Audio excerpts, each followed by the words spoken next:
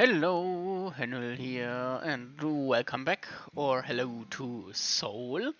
And today we are actually talking about the roster of the Darkborn.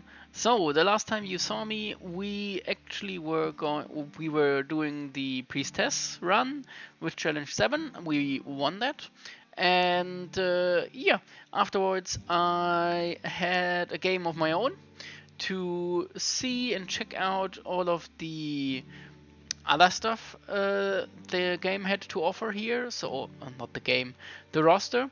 And what was missing from the last one were actually the two melee guys. So, the spear guy, the dark. What's their name? The Dreadguard and the Spears. Everything else we had in one of the runs. So, yeah, I think that is now the time to do it. I didn't win my Act 3 Challenge 7 run. I went for the Noble, the off screen. I actually got the both of them right away. So my start was Spears, Dreadguard, and the Noble together with his riders. And was a nice start, worked fine-ish. And I got a Goblin Rider right on the third node on a random, or fourth, whatever it was. And then I got bullshittery in Act 2, middle of Act 2. I got bullshitted by Alanir, the elf, the dark elf. And they bullshitted me real hard and won the fight by just, well, the usual. Hitting 6 of 6 on 3 plus and me failing a 0 of 6 on 3 plus save. The usual stuff. And yeah, so I haven't finished it. I mean, I haven't done the Challenge 7 on the Noble, unfortunate, but I played with those two and I can probably give them a good description of those two. So, enough rambling by me. Let's get the usual done. And we begin with the two heroes. And this time around, actually something new here, because both heroes don't start with the usual standard troop. You could think that maybe the Noble or the Priestess would start with a spear as a baseline, but no. The Noble starts with the Riders, the good Darkborn Riders, and the Priestess actually starts with her band of witches with her. So it's hard to say, and to be honest, it's hard to put one over the other because the run with the Priestess was okay, but also the Challenge 7 run we did with the Priestess, the Witches definitely carried us, and that is the main reason here why she is really great. The Witches give you a lot of power, and you have spells, and the Darkborn need spells, or not needed, but you need the hex. The hex, if you see it, take it. You need sometimes the punch through, and you don't have it. If you have a look at all of the troops here, you see that the power rating is abysmal. Like 3, 4, the Hydra with the 5 is the max, the 4 on the Raptors, the 3 on the Riders. Yeah, they get a charge bonus for one turn, but after that, you're not hitting. Either you're charging or you're dead. Or not dead, but you get the point. So getting a hex is insane, and that's why I would put the Priestess on A, because she can have spells, and the hex, if you get a hex with her and use it in combination with your troops, you are golden. That's a combination with which you can take out hard to kill elites or hard to kill single units, and you should do that. But the Noble also is not as bad as one would think, and I would set him as the baseline.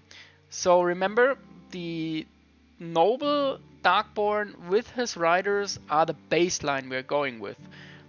I think the Darkborn roster is interesting, is okay, but average. Not as bad as the Undead ones, as the Undead Nation, but in my opinion not as strong as others. So the Noble is my baseline with his riders, and the Witch is strong. Which brings me, of course, to our baseline. And before we go into the melees, because we start with this stuff, we go with the riders. And I think the riders actually are decent. They are a really strong baseline. They are really good. And they are swift enough. They are okay in their first charge. They've got their usual cavalry stuff. So they are swift from the beginning. With a banner of swiftness, you get even quicker. So you can cross the map in one go. So you could go with A. I would totally go with you if you say, yeah, these riders slap. But I put them in B because they are my standard. If you want to see a troop that's really the way these Darkborn are, it's this one. It's a shock troop. It's quick. It hits often enough. Doesn't hit as hard. It's swift, and it does its job. Yeah, that brings us to the melee group, and we begin with the spears, and the spears are decent. I'm really debating with myself if it's a B or a C. I don't really know. I'd love to put them right in the middle here because I think they're not as strong as the riders. Clearly, the riders are on a one-on-one. They are better. The riders have more attacks. The riders have more wounds, and in a one-on-one, you get the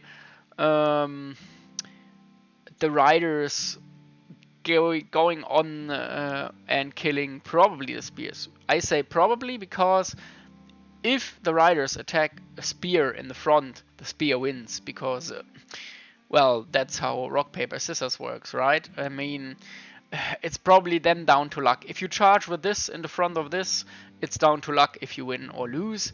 And otherwise, I think if you want to go with a defensive option, that is a good line holder. You take the spears, and the riders are your cavalry, and this is a solid opening.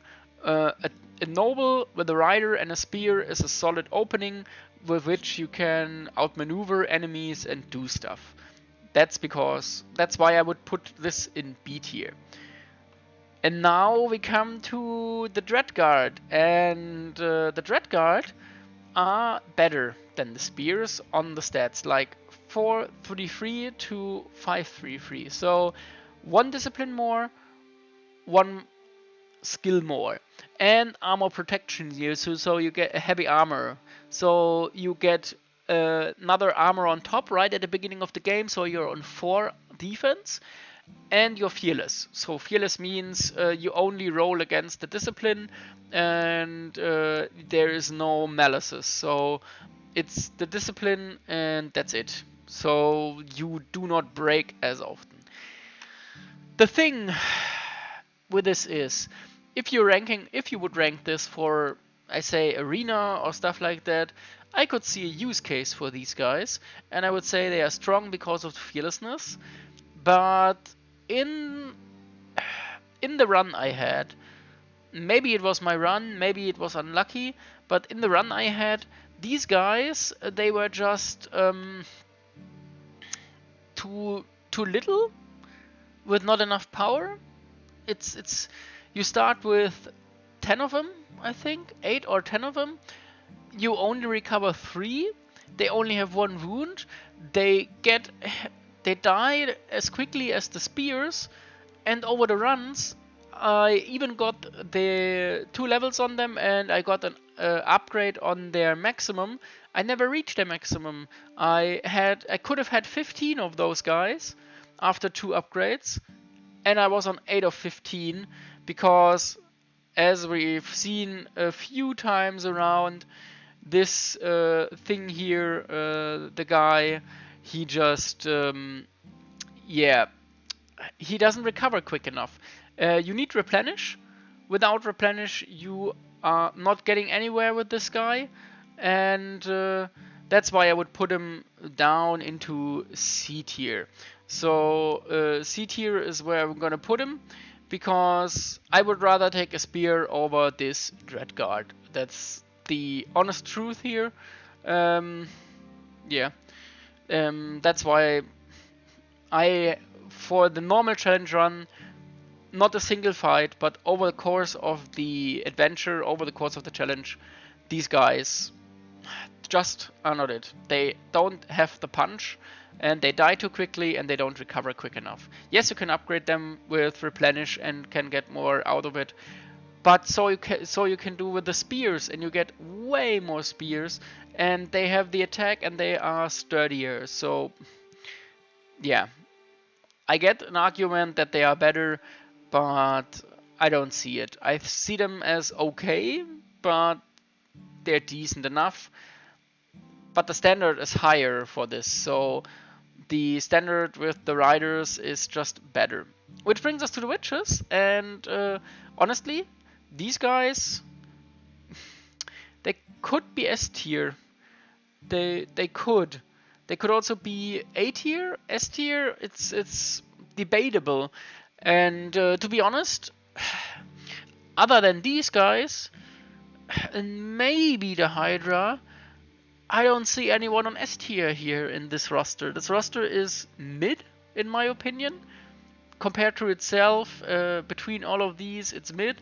And the fights, you can have easy runs, you can have hard runs with these. And the witches have been the most consistent for me. Every time I took the priestess, the good play with the witches carried the game. The reroll, the two-hand weapon, give you 2 attacks. The swiftness brings you in position.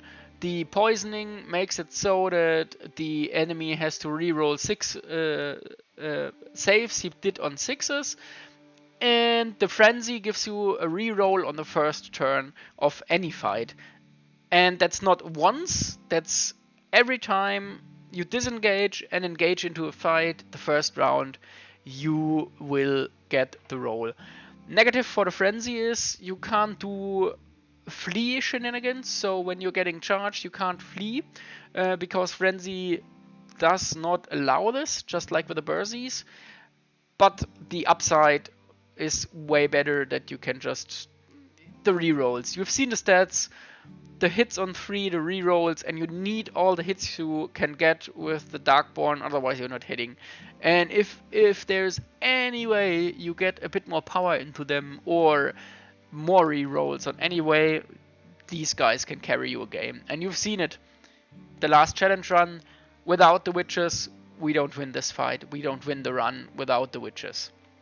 But you have to be careful with them. They replenish good enough, but you lose them quickly. But at the same time, same stats, close to the same stats as the Dreadguard. The difference is just the punching power you get with this is way higher, and you can really turn around fights with these and not with these. And these replenish better, and they've got a bigger group. So S tier, C tier. Unfortunate, but it is what it is. And it could be that the witches are the only one I leave in S tier. Which brings us to the hybrid. Let's go with the shadow first. We have here a crossbow melee hybrid. He has the ability with swiftness and with ambush. So with the ambush you can set up again outside of the deployment zone. Problem is, this group starts with 10, doesn't replenish very quickly, dies very quickly because of no armor, and the 2 attacks for the 2-hand weapon, that's only melee. So you have to get these guys into a good position outside of your deployment zone, right into the grills of the enemy, and then attack. And if you attack full frontal without upgrades, you either win in the first round and get a lot of losses, or you die and lose. And these guys had no punch for me. I see a use case for them, but I wouldn't start with them. Don't take them as your first unit, is my I say don't take them with as a first pick. Maybe if you need something to buff out your troop and a bit of shooting on the approach, maybe. Their crossbows don't hit very hard, they themselves don't hit very hard. It's all about the damage numbers. And they are the worst version of the witches. I'd rather take witches than the shadows. Better replenishment, same attacks, better skill, hit more, and have the rerolls. And these guys, the downgrade to having a bit more attacks on the approach, and then that's it. And the ambush, I would love ambush on the witches, but then they would be way too overpowered because it would be right in the grill of the enemy. Of course, you would lose in the first round to shooting, so you have to see where you put them, but overall, yeah. Which brings us to the crossbows, and surprise, surprise, if their better counterpart with the same stats and a double attack gets a C tier, you can really guess where this one is going. I mean, no arguing about it. I use them as melee crossbows. Yeah, even in the melee challenge, in the all left challenge, when I had them, I used them as a melee. I set them up, I shot, and then I did melee things. Because these guys, crossbows are not it. No power, no hits, nothing. And then you're here with the with just the low stats and not a double attack. I could see an argument where you say, yeah, but they're not as bad as they could be, because you can also have a lot of numbers here and a good replenishment. So the more attacks on these guys is equaled out with the better troops, or more troops and better replenishment. So I see an argument for this, and I would go with it. But I say they are the D tier. I think in looking at the whole roster of the Darkborn, they are the weakest. Really the weakest. And that brings us to the monsters and cavalry, basically. We got knights, we got a chariot, and raptor knights, and we got the normal knights. And the difference here is we got hand weapons and shields, the same as the riders. We got the heavy armor that gives us one more defense on top of the power that is better, but we lose the swiftness and the light crossbow on the approach, so the shots. Nevertheless, you can upgrade them in the armory, I think, to crossbows. No, you can't. Wrong. I am wrong. You can't upgrade them with crossbows, I think. But I'd rather take them over these riders. They are great, and if you can switch them out, like in the first upgrade of the armory, and you switch out the retinue to these raptors, and you have these free roaming, you are good to go. These two together are great, and these guys hit harder, so you need something that can punch, and I think the raptor riders are it. Something that can give you a bit of an oomph and punch. So these two, great. Yeah. Again, riders the baseline, because I think these are the mainstay of troop you need, and that's of course because also the noble is the baseline. That's why all the others are down here, because this is your main base, and well, above them are these two. Gives us the chariot, and the chariot is trash. I'm sorry, but this one, the charging power, the crushing charge, gives you an oomph on the first run, on the first attack, but 5 attacks plus some bonus and a bit of power, especially on only 3 power. This thing is like all the other Darkborn, it can't punch through anything. And if you can't punch through anything, and then you can't kill it, you can't break it off, get it from the field, and then you're really stuck, because this guy gets 1, maybe 2 rounds out of a fight, and then it's it. Then it's dead. It's a single unit. You can't even get more of them like these guys. You can't even get more attacks. So you can get more attacks, but it's just too weak. And I wouldn't pick it, and it's very expensive to buy in the shop, so I wouldn't buy it. I would rather buy something else with more troop count than this one. In a roster full with monsters and other knights, the chariot just isn't it. Which brings us to the Hydra, and this one is, how should we put it? This one is a weird one. From the stats, it is one of the better units the roster has. It has 4 skill, just like the others, so it hits enough. It has 5 power, 5 defense, 5 attacks, 5 wounds, and 8 discipline. What makes it so great is that with 5 power you finally have something that can punish an enemy and push, and something that can go toe to toe with other big units, and that's its main strength. That you can go against other big units, and you need something that can go against big units. That's why I would put it in A tier, because it holds its own against a lot of the enemies. If you're going against big numbers, you could be in trouble depending on who you are attacking. For example, if you go with a Hydra right into the front of berserkers, of dwarven berserkers, the 12 dwarven berserkers have double attack, and they will shred your Hydra, and you die with a Hydra. And the best part about your Hydra, which is the reason why I could also see an argument for it going even one step above on S tier, is the regeneration. You recover all your wounds at the end of the turn if you have any left.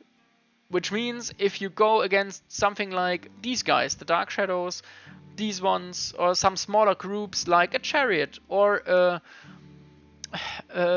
Troll, a Mountain Giant, anything, especially a one single high damage target unit that mostly only has 5 attacks, it has to hit all attacks, otherwise you replenish and you win the attrition game, because you replenish all the time and the enemy just loses wound after wound after wound. So on a one-on-one with each other big unit, I would say the Hydra wins. Against a red monstrosity, you win because the monstrosity has more attacks, but it has to hit all of them in one go, otherwise your Hydra is there and then you kill it. The Treants, the Trolls, yeah, Trolls, debatable, but you see the point I am making here. It's this guy can hold its own and can keep the big guys off your back. You shouldn't put the Hydra against anything that has a lot of attacks with a lot of power that can dish out enough damage to kill 5 or upgraded 6 or 7 wounds to your Hydra. If you upgrade the wounds on your Hydra, if that's even possible, I can't quite remember. But if you could upgrade the wounds on the Hydra, that would be insane, because getting down 7 wounds would be insane. But 5 is already great. So S or A tier. It depends on how valuable you see an asset that can keep big guys off the back of you and win these fights consistently, and you can put into any kind of gap and put a stop to an enemy advance and approach. It can even hold itself against 2 troops at the same time, because, well, either it dies or it gets only a few hits and then it survives. But it can break, of course, so depending on that, yeah. I say it's an A tier, but could be an S tier. It's borderline S tier, but I keep it as an A, as the top of A tier, because it's just that good as a single unit. Brings us to the Harpies, the other monster unit, flying, which is already a bonus because you can just ignore any kind of terrain, which gives you a lot of possibilities to fly and zip around and get into the sides and back of enemies, and that is really great, because if you can turn someone, then the other guys can take advantage of that. Skill 3 is lower than the rest of the roster, so you have to upgrade the skill, otherwise you do not hit enough. 2 attacks is okay, discipline is not as high, so if you're going one-on-one with some other group, you probably lose, especially against something like line troops, like Dark Guard, Spears, also Dread Guard, Spears, Goblin Mob, anything that has a lot of units or enough units, enough wounds, a lot of staying power. the harpies won't do it, because even upgraded, not enough attacks, not enough models. I think you start with 3 models, which means 6 attacks, and you go up to 5, 6? I don't know. Was it that? I think so. Maybe a bit more models, but you have a limited number of models and a limited number of replenishment. So I say they are decent, and you can't go wrong with them. You have to play right with them to make the most out of them. They are really strong as a side attacker. If you have something like spears holding the enemy and these guys in the back or in the side of an enemy, you win consistently because these guys can deal with it, and then you can rip their backs apart. That's fine. And that's why they are B in average. And the last one, the bolt thrower. And the bolt thrower, I played him once. Only pick him in the beginning. If you want to play a bolt thrower, pick him in the beginning to get 2 out of them. And otherwise, don't buy him in the armory, because for that money, you only get 1 bolt thrower, and 1 bolt thrower won't push the needle in any direction. Rather, it weighs you down, because the money could have been spent on upgrades on the other troops or on another troop other than this bolt thrower. So take it in the beginning or don't take it, and that's why I would put it in C tier. It's fine, it's good. The one time we used them, they really helped out, and having something that can do lethal wounds on multi-wounded enemies with a lot of power is great. But you need them at the beginning, and you have to really commit to it. So you go with it in the beginning, and then you can upgrade them, and then they can do a good job. Otherwise, they are hit or miss, and don't buy them in the shop. Same as all the other bolt throwers. They are situational, you can do it, but I would take anything else over a bolt thrower. Everything that's up here, I would take any of these before I would take a bolt thrower, a double bolt thrower, I think. So, that concludes the Darkborn. And my opinion on the Darkborn roster, well, I wanted to say a brisk, short one. Still rambling about half an hour about this one anyway. But yeah, I hope you liked it. If you agree, disagree, feel free to message me, write about it, whatever. I see arguments for everything. This is my opinion on how it felt playing them.